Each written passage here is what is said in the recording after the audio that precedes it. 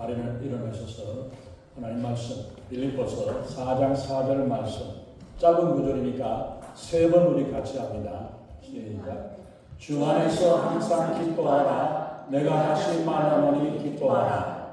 주 안에서 항상 기뻐하라. 내가 다시 말하노니 기뻐하라.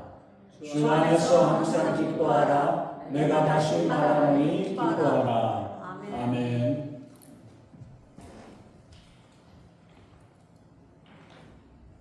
주 안에서 항상 기뻐하라. 내가 다시 말하노니 기뻐하라. 할렐루야. 아멘. 영국 속담에 이런 말이 있습니다. 하루가 즐거우려면 이발을 하고, 일주일이 즐거우려면 여행을 하고, 한 달이 즐거우려면 차를 사고, 1년이 즐거우려면 새 집을 사라고 이야기를 하죠. 우리들이 살아가는 가운데 여러 가지 이유들로, 이런저런 이유들로 우리가 즐거워하고 기뻐하는 일들이 있기도 하고, 때론 또 어렵고 힘든 일들도 있고 슬픈 일들도 있지만은 이런 즐거운 일들이 우리의 마음에 큰 힘이 되어주는 줄로 믿습니다. 사도 바울이 빌립보서를 통해서 주 안에서 기쁨을 누리는 것에 대해서 말씀을 하고 있습니다. 실로 그는 예수 그리스도의 종으로서 지금은 그리스도를 위해서 복음을 전하는 일 때문에 로마의 감옥에 가택연금이 되어져 있습니다. 육신으로는 비록 감옥에 있으나 지금 자신은 그리스도 안에 있음으로 인해서 기뻐하고 감사하면서 또 자기를 위해서 걱정을 하고 있는 빌립보 교인들에게 기뻐하라고 기뻐할 것을 권면하고 있습니다. 그래서 빌립보서의 중심 주제를 우리가 살펴보고 그 중심 단어가 되는 것이 보면은 기뻐하라라는 말씀을 봅니다. 빌립보서 처음 부분에서도 기뻐하라고 말씀하고 중간에서도 기뻐하라 그러고 결론적으로도 말씀하기를 기뻐하라는 말씀을 몇 번씩 되풀이해서 기뻐하라고 말씀하고 있습니다. 바울은 그리스도인의 삶을 한마디로 표현을 한다면 주 안에서 기뻐하는 것이라고 말씀합니다. 예수 믿는 사람들이 다른 세상 사람들과 다른 일들은 세상 사람들은 즐거움을 위해서 쾌락을 위해서 이런저런 다른 어떤 것들을 가지고 누리려고 하지만 우리 그리스도인들은 예수 그리스도 안에 있기 때문에 우리는 날마다 기뻐할 수 있다는 것을 우리에게 말씀하셔서 1장부터 4장까지밖에 없는 빌립보서에서 18번에 걸쳐서 기뻐하라, 기뻐다, 기쁨에 대해서 강조를 하고 말씀을 합니다.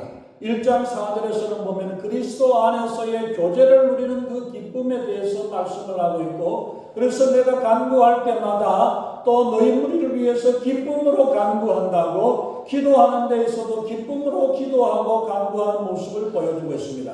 그리고 1장 18절에서는 보면은 복음이 전파되어지는 일들로 인해서 내가 기뻐한다라고 고백을 하고 이야기를 하고 있습니다. 바로 그래서 거기에는 기뻐하고 또한 기뻐할 거다. 꽃배기 기쁨을 표현을 하고 있습니다. 2장 17절 18절에서는 보면은 그리스도의 일을 위한 희생의 기쁨에 대해서 말씀을 하면서 거기에는 17절과 18절에서는 보면은 기뻐하고 기뻐하리라, 기뻐하고 나와 함께 기뻐하라 그러면서 그 두 절을 통해서 4번에 걸쳐서 기뻐하라고 기뻐할 것에 대해서 말씀을 합니다. 그리고 2장 29절에서는 또 보면은 디모데와 에바브로디도를 소개하면서 이러므로 너희가 주 안에서 모든 기쁨으로 저를 영접하라고 이야기를 하면서 이런 자들을 존귀히 여기라고. 4장 4절 오늘 본문에서는 보면은 주 안에서 항상 기뻐하라. 그리고 다시 그걸로도 양이 차지 않아서 다시 말하노니 기뻐하라. 이렇게 강조를 하고 있습니다. 그리고 4장 10절에서는 내가 주 안에서 크게 기뻐한다라고까지 그 기쁨을 표현하고 있는 모습을 봅니다. 그리고 3장 21절에서도 주 안에서 기뻐하라고 하면서 너희에게 같은 말을 쓰는 것이 내게는 수고로움이 없고 너희에게는 안전하다고 하면서 다시 한번 기뻐할 것에 대해서 말씀을 하면서 반복해서 계속해서 되풀이해서 말씀을 하고 있죠. 같은 말씀을 반복하여 말씀하는 것을 사람들은 지겨워하고 싫어할 테지만은 그러나 가르치는 사람 입장에서는 옳은 진리를 반복해서 강조하는 것이 효과적입니다. 가르치는 것이 바로 그어야 되죠. 계속 반복을 하게 될 때에 그것이 머릿속에 담겨지고 마음속에 새겨지는 거죠.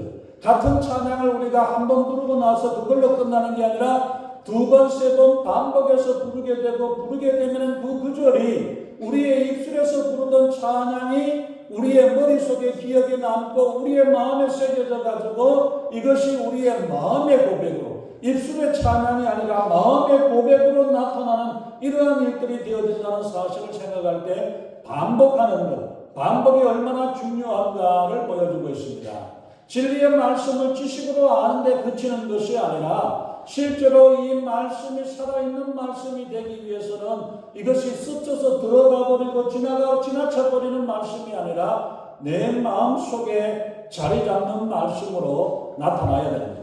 이렇게 강조가 되어지고 반복이 되어지게 되므로 우리의 마음속에 되새겨지고 잘 되새겨지는 것이 필요합니다.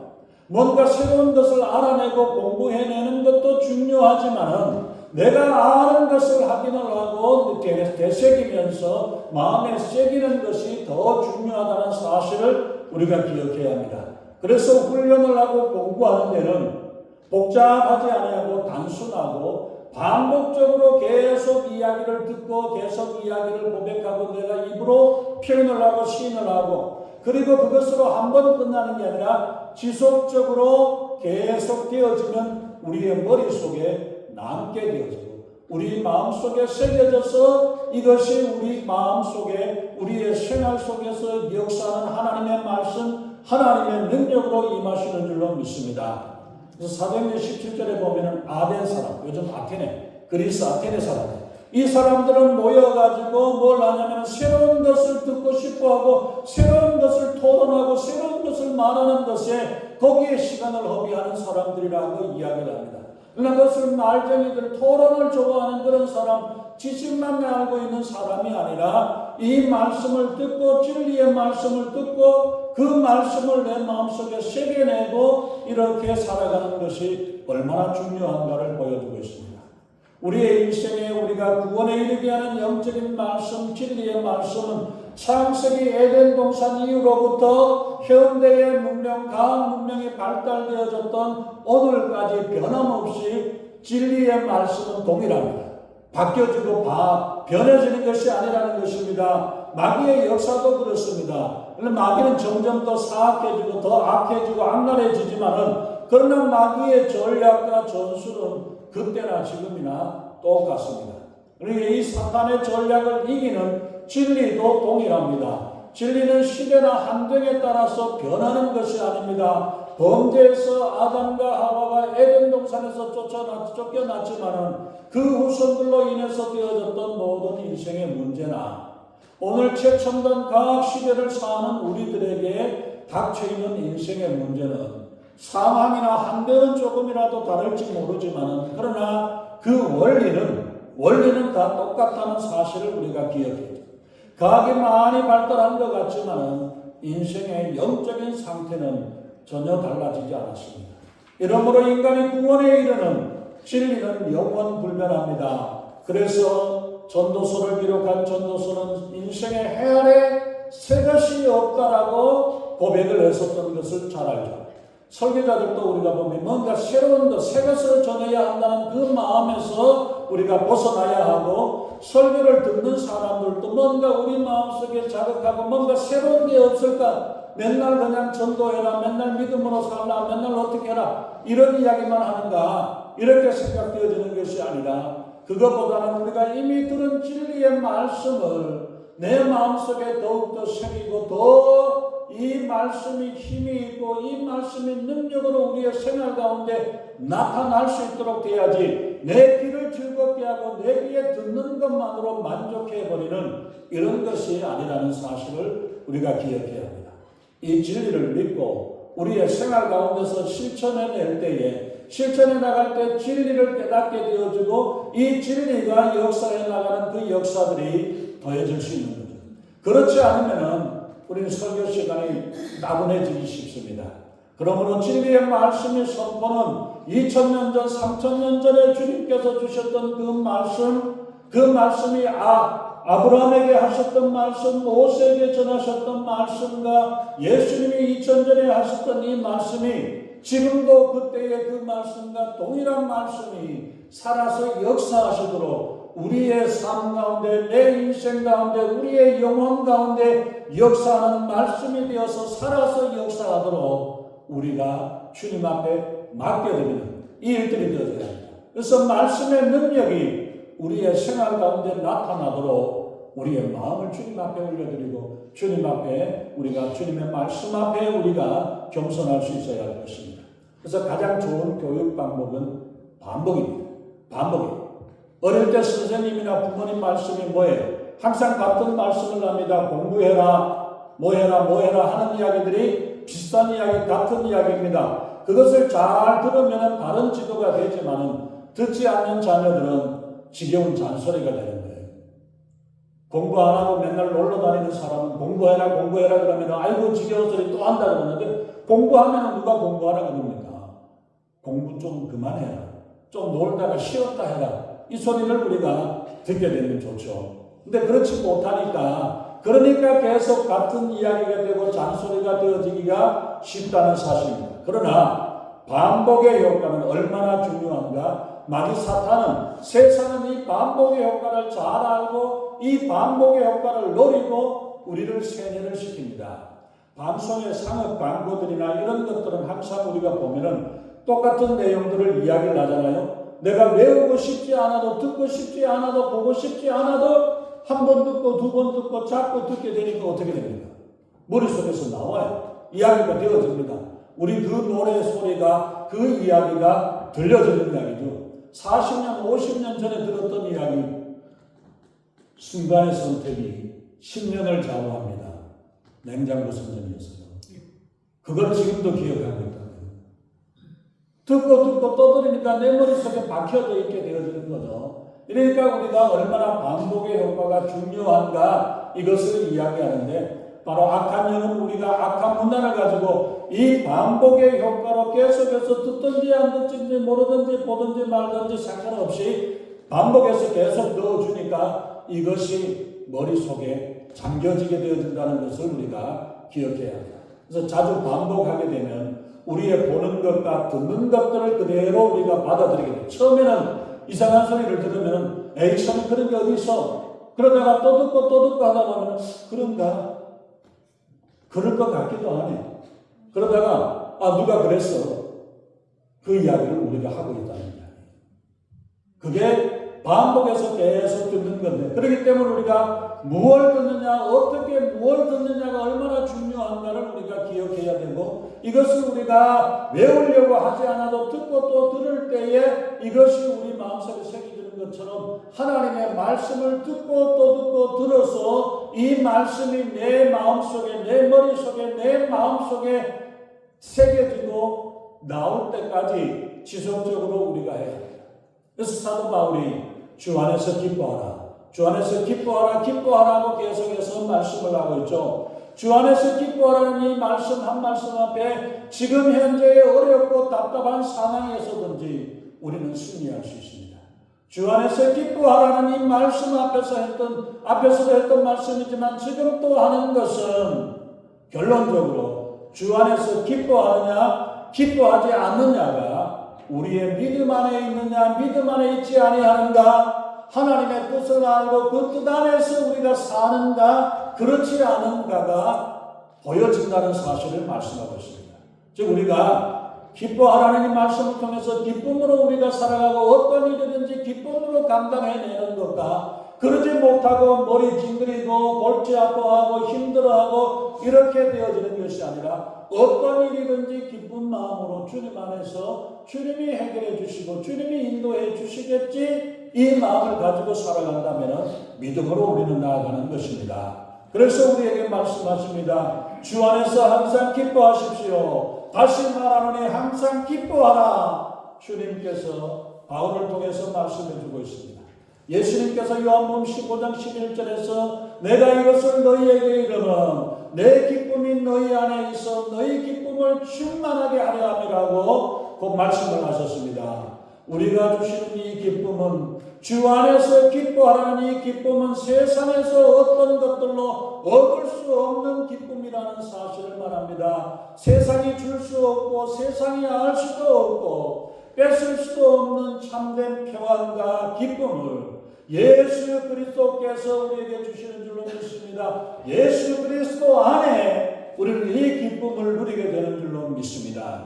세상이 주는 기쁨은 환경을 따라서 조건에 따라서 왔다 갔다 하는 것이지만 그렇기 때문에 환경에 따라 변하게 되면은 이 기쁨도 바뀌어지고 사라지고 조건이 없어지고 슬퍼집니다. 아무리 좋은 것도 날마다 보게 되면 별거 아니잖아요. 제가 한 10년 전에 우리 제 친구가 하와이에서 목회를 하느라고 거기 갔어요. 전화 와가지고 여기 천국이야, 지상 천국이라 어쩌고 그러고 그러면서 좋아하고 이야기를 했어요. 그러다가 한 2, 3년 지나니까 다 그렇지 뭐. 맨날 보고 또 오면은 별거 아니라는 이야기예요. 우리가 세상에서 얻어질 수 있는 것은 세상의 것들은 시간이 지나고 때가 지나고 내 마음이 바뀌어지면 달라지지만은 그러나 우리가 예수 그리스도 안에서 예수님께서 우리에게 주신 이 기쁨은 우리가 어떤 세상의 어떤 기쁨과 바꿀 수 없는 기쁨이고 이미 예수님 안에 우리 안에 있을 때 이것을 깨닫지 못하게 되면 그러한 가운데서 이것을 깨닫고 기뻐하라 이 은혜와 이 평강을 누리라고 주님께서 우리에게 말씀하십니다. 정말 예수 그리스도 안에서 주님이 주시는 이 기쁨을 우리가 누릴 수 있기를 바랍니다. 이 기쁨은 예수 그리스도께서 십자가에서 고난을 당하시고 값을 치러주신 생명의 값을 주고 치러주시고 우리에게 안겨주신 기쁨이요 주님께서 주시는 이 기쁨입니다. 그러므로 조건은 단 한 가지입니다. 예수님 안에서 기뻐하는 예수님 안에서 기뻐하는 것이고 예수님 밖에서는 예수 그리스도 밖에서는 밖으로 나가면은 이 기쁨은 곧 사라집니다. 교회 안이 아니라 예수 그리스도 안에 있으므로 예수님과 함께함으로 누릴 수 있는 기쁨이 되어질 수 있기를 바랍니다. 교회 안의 기쁨은 교회를 떠나버리면 아무것도 아니에요. 그러나 예수 그리스도는 우리와 항상 함께하고 동행하시며 어느 곳에 어느 때든지 주님이 함께해 주시겠다고 동행하시고 함께하시겠다고 약속하십니다. 그러기에 우리는 주 안에서 기쁨을 누릴 수 있는 믿음의 주인공 되시기 바랍니다. 주 안에서 구원을 얻었기 때문에 우리는 기쁨을 누리게 됩니다. 구원의 기쁨을 우리가 생각을 할 수 있겠죠. 주의 구원의 즐거움을 내게 회복시켜 주시고 자원하는 심령을 주사 나를 붙드소서. 다윗이 시편 51편에 범죄하고 돌에 서서 괴로워하고 고통을 당하고 있다가 하나님 앞에 돌아오면서 회개하면서 하나님 나에게 구원의 즐거움을 내게 빼앗지 말고 구원의 즐거움을 내게 회복시켜 달라고 고백했던 것처럼 우리가 날마다 예수 그리스도 안에서 구원받은 이 놀라운 축복을 우리가 기억하면서 그 기쁨을 우리가 간직할 수 있기를 바랍니다. 우리가 하나님의 자녀된 이 사실을 깨달을 때에 나오는 기쁨은 절대적인 기쁨입니다. 우리의 영혼이 구원을 얻었다는 것은 생명을 얻은 기쁨이요 세상의 어떤 것보다 가장 귀하고 소중한 기쁨입니다. 사실 우리 마음에 아주 큰 기쁨이 넘칠 때에는 시시하고 작은 걱정들 이런 것들은 아무것도 아니에요. 아무것도 아니고 다 사라져 버립니다. 우리의 기쁨이 이 축복이 얼마나 귀한 것을 이것을 우리 마음속에 되새기고 이 기쁨을 누리고 살아갈 수 있기를 바랍니다. 영생의 구원을 얻은 우리가 너무나 크고 영원한 선물을 값없이 얻었는데 이 기쁨을 아는 사람이면 오늘 잠깐 지나가는 현재의 고난은 아무것도 아닙니다. 이 기쁨을 되새기면서 이 기쁨을 되새겨 새로운 힘을 날마다 얻을 수 있기를 예수님의 이름으로 축원합니다. 잠언서 17장 22절에서 마음의 즐거움은 양약이라도 심령의 근심은 뼈를 마르게 하느니라. 심령의 근심은 뼈를 녹이게 되지만 마음의 즐거움은 양약이 되어서 어떤 약보다 좋은 약보다도 더 효과가 있는 더 좋은 약효가 있다는 사실을 말씀하고 있죠. 마음이 즐거워질 때, 마음이 기쁨으로 가득 찰 때에, 그럴 때에, 기쁠 때 우리의 심령은 강건해집니다. 기쁠 때에 우리는 항상 창조의 힘이 있습니다. 기쁠 때에 능력이 있습니다. 기쁨에서 사랑이 나옵니다. 이 구원의 감격을 잃어버리면은, 이 기쁨을 떠나버리면 우리의 삶은 아무런 의미가 없습니다. 이것이 주 안에서 얻는 기쁨이란, 주 안에서의 기쁨이 세상이 알지도 못하고 빼앗을 수 없는 이 큰 기쁨을 항상 기억하고 항상 누리며 살아갈 수 있기를 바랍니다. 두 번째, 우리가 보면은 주 안에서 기뻐하는 이 기쁨은 우리가 주 안에 있다는 사실로 기뻐하는 기쁨이 되는 거예요. 내가 예수 그리스도 안에 있다는 이 일들이 단순한 마음인 것 같지만 얼마나 큰 축복과 큰 은혜와 큰 기쁨을 얻게 되는 것인가를 우리가 생각해야 할 것입니다. 구원을 얻었다는 사실은 다른 의미에서 이제는 우리가 예수 그리스도 안에 있다는 이야기. 주 안에서 기뻐하라. 주님 안에 있음을 우리가 기뻐하라는 말씀입니다. 어린아이가 엄마 품속에 있을 때에 기뻐하고 평안을 누릴 수 있는 것 같이 우리들에게 있는 참된 기쁨은 예수 그리스도 주님과 함께 할 때에 우리의 기쁨을 누리게 되어지는 줄 믿습니다. 요한일서 4장 16절에서 말씀합니다. 하나님이 우리를 사랑하시는 사랑을 우리가 알고 믿었노니 하나님은 사랑이시라. 사랑 안에 거하는 자는 하나님 안에 거하고 하나님도 그 안에 거하시느니라. 하나님은 사랑이신데 그 하나님의 사랑 안에 거하는 자는 하나님이 그 안에 있고 내 안에 하나님이 있고 하나님이 내 안에 계시고 내가 하나님 안에 있어서 하나님의 평안과 하나님의 사랑과 하나님의 기쁨을 우리가 누리게 되는 것을 말씀합니다. 우리가 주님 안에 있다면 뭐가 두렵습니까? 무엇이 염려가 됩니까? 무서워하고 두려워할 것이 무엇입니까? 하나님께서 우리와 함께 하심을 믿을 때에 우리에겐 기쁨이 넘쳐나는 줄로 믿습니다. 하나님께서 우리 안에서 행하십니다. 우리 하나님께서 우리 안에 계시기만 하는 것이 아니라 우리를 통해서 하나님의 뜻을 이루신다고 말씀을 하고 약속하셨습니다. 과연 예수님께서 우리 안에 당신 안에 계심을 믿습니까? 그러면은 우리는 당신 또한 예수님 안에 있음을 우리는 믿습니다. 내 안에 계시고 나와 함께 하시는 주님이 그 어떤 사람보다 더 나를 더 잘 아시고 나를 더 사랑하시는 분이심을 믿습니다.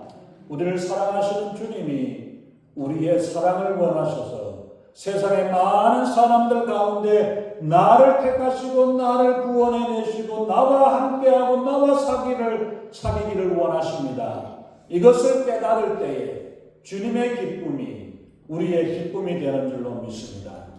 예수님과의 사랑의 관계가 있는 것은 우리에게 큰 기쁨입니다. 어느 날 돈 많은 재벌 회장이 죽었습니다. 그래서 많은 사람들이 조문하고 일가 친척들이 다 찾아와가지고 슬퍼하고 애도하고 그러고 있는데 어떤 젊은 아가씨가 와가지고 너무 울고 있어요. 아유, 누군가 싶어서 숨겨놓은 애인인가 싶어가지고 놀라가지고 아니면 혹시 숨겨놓은 딸인가 싶어가지고 일가족들이 긴장을 하고 찾아가서 물어봅니다. 아이고, 우리 회장님하고 잘 아시는 사이인가 보죠? 혹시 누구 어떻게 됩니까? 몰라요. 모른대요. 아무도 모르는데 왜 어떻게 그렇게 슬피우십니까? 내가 아무런 관계가 없으니까 얼마나 슬픈지. 내가 조금이라도 관계가 있으면 그 유산이라도 좀 받을 텐데 받을 것이 없으니까 내가 얼마나 슬픈지입니다. 관계가 없어요. 관계가 없으면 상관없는 소리죠. 그러나 우리 하나님하고 우리가 관계가 하나님이 우리를 사랑하시는 하나님 아들이신 줄 하나님의 자녀가 되시는 줄로 믿습니다. 이 사랑의 관계가 있기 때문에 하나님이 우리를 지켜보아시고 하나님의 사랑으로 하나님의 은혜로 우리를 채워주시는 줄로 믿습니다.